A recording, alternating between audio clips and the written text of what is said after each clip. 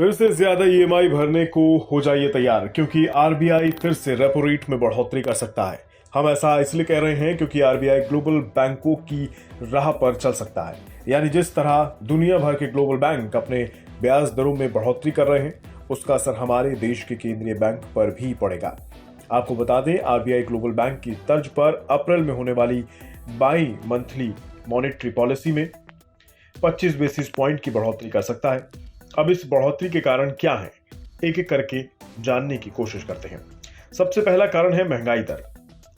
अभी भी देश में खुदरा महंगाई दर अपने उच्चतम स्तर पर है, यानी खुदरा महंगाई 6% के कंफर्ट लेवल से ऊपर बनी हुई है, जिस वजह से देश का केंद्रीय बैंक चिंतित है।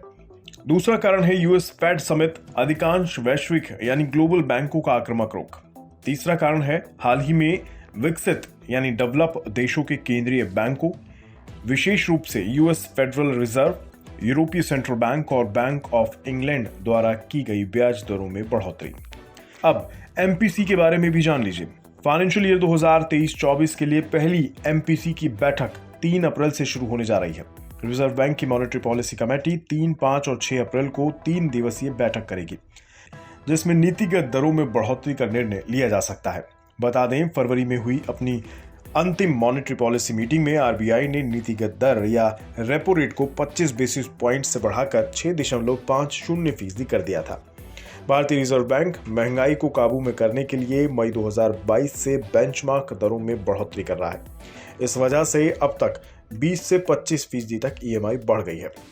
ये सब कैसे हुआ, चलिए आंकड़ों में समझ लीजिए। आरबीआई की रेपो दर जब 4% चल रही थी, तब अधिकांश बैंक लगभग 6.5% या उसके आसपास उधार दे रहे थे।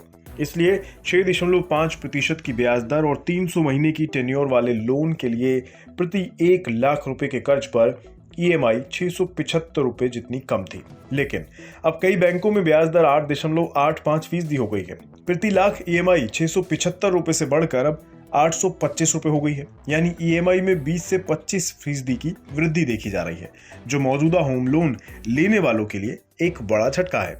अगर ऐसे में महंगाई को काबू में करने के लिए आरबीआई रेपो रेट में एक और इजाफा करता है, तो बैंक फिर अपने लोन महंगे कर सकते हैं। इसका सीधा असर आपकी जेब पर पड़ेगा और आपके लोन की ईएमआई बढ़ जाएगी।